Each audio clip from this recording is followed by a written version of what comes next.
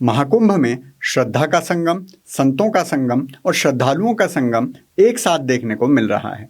जब से सृष्टि की रचना हुई है तब से किसी एक स्थान पर किसी एक प्रयोजन के लिए ये विश्व का सबसे बड़ा मानव समूह एकत्रीकरण है। संख्या बल की दृष्टि से शायद महाभारत के समय का कुरुक्षेत्र ही इस जमावड़े के आसपास आता होगा। ऐसे में कुंभ क्षेत्र से आने वाले भगदड़ के हृदय विदारक समाचार का उत्तरदायी किसे माना जाए? प्रशासन को, श्रद्धालुओं की संख्या को, या खुद श्रद्धालुओं को? हेलो और नमस्कार मित्रों। मौनी अमावस्या के पावन दिन जो चित्र हमें संगम घाट से देखने को मिले, उनके लिए शब्दों की अभिव्यक्ति कम पड़ जाती है।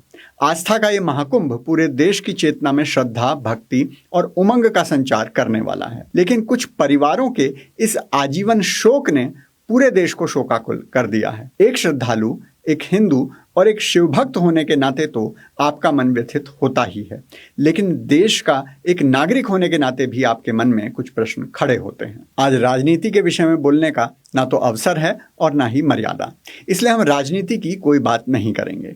ये भी नहीं कि किस प्रकार से कुछ गिद्ध राजनेता और पत्रकार इस दुर्घटना पर संवेदनहीनता का प्रदर्शन कर रहे हैं। उनके कर्म उनके साथ, महादेव सभी का न्याय करेंगे, लेकिन प्रशासन को क्लीन चिट भी नहीं दी जा सकती।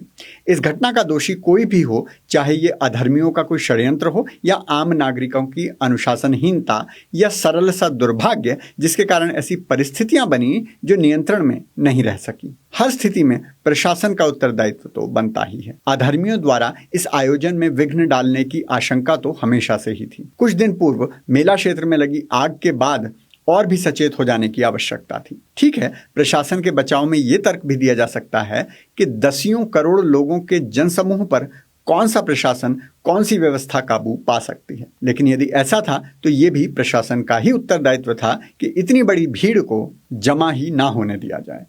ये एक पॉलिसी लेवल का निर्णय हो सकता है और सरकारों को इस पर आने वाले समय में विचार करना ही पड़ेगा। ये सही है कि हजारों वर्षों से ये परंपरा चली आ रही है। सदा से ही भारी संख्या में श्रद्धालु पवित्र संगम पर इस पवित्र बेला में स्नान करने आते रहे हैं, लेकिन इतनी बड़ी संख्या इतिहास में कभी नहीं रही।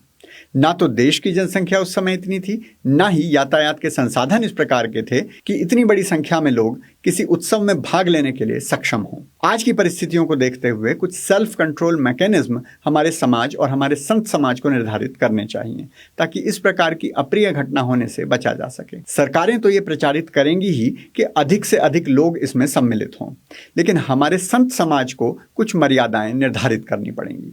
यदि अच्छी व्यवस्थाओं का श्रेय सरकार को मिलता है तो किसी अप्रिय घटना का उत्तरदायित्व भी सरकार के ही कंधों पर आएगा। मुख्यमंत्री योगी आदित्यनाथ ने जिस प्रकार का भावुक संदेश घटना के बाद दिया है, उससे उनकी संवेदनशीलता का पता चलता है। प्रधानमंत्री मोदी ने जिस प्रकार राज्य सरकार को हर तरह की सहायता का आश्वासन दिया है, वो भी उनकी संवेदनशीलता को रेखांकित करता है। लेकिन जो उत्तरदायी हैं, उन पर उत्तरदायित्व निर्धारित करना और उचित कार्यवाही करना भी उतना ही आवश्यक है। यदि ये किसी असामाजिक आपराधिक तत्व द्वारा किया गया षड्यंत्र है, तो ये सरकार का कर्तव्य है कि उसे उचित दंड दिया जाए। लेकिन क्या श्रद्धालुओं का भी कोई उत्तरदायित्व बनता है? ये वीडियो उस घटना से कुछ ही देर पहले का बताया जा रहा है। सभी श्रद्धालु सुन लें, यहाँ लेटे रहने से कोई फायदा नहीं है। जो सोवत है सो खोवत है। उठिए उठिए, स्नान करिए, और ये आपके सुरक्षित रहने के लिए बहुत आएंगे और भगदड़ मचने की संभावना है। आप पहले आ गए हैं तो आपको सबसे पहले अमृत मिल जाना चाहिए।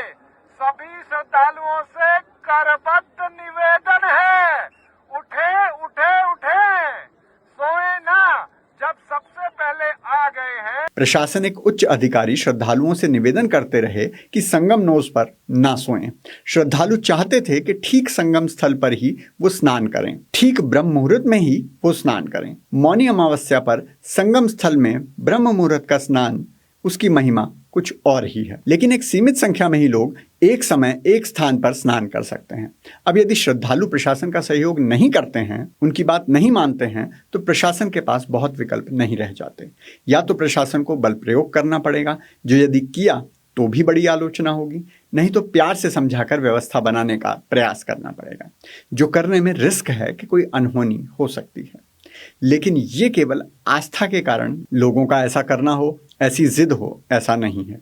हमें शायद अनुशासन को अपने जीवन का हिस्सा बनाया ही नहीं है। हमें आदत है लाइन तोड़कर आगे बढ़ने की, चाहे वो राशन की लाइन हो, ट्रेन में चढ़ने की लाइन हो या किसी मंदिर में दर्शन की ही लाइन क्यों ना हो। हमें बस एक अवसर चाहिए होता है अनुशासन तोड़ने का। और जब संख्या का बल आपको मिल जाता है तो आप शासन का डर भूल जाते हैं। आप जानते हैं कि इतनी बड़ी भीड़ को कोई भी शासन नियंत्रित नहीं कर सकता, और तब आप अनुशासन तोड़ने की गलती करते हैं। इस दुर्घटना से यदि हम इतना भी सीख जाएं कि हमें अनुशासन का पालन करना है, हमें पुण्य कमाने के लिए व्यवस्था को तोड़ने का पाप नहीं करना है, तो शायद आने वाले समय में ये हमारे देश और समाज के लिए हितकारी होगा। बाकी जैसी महादेव की माया।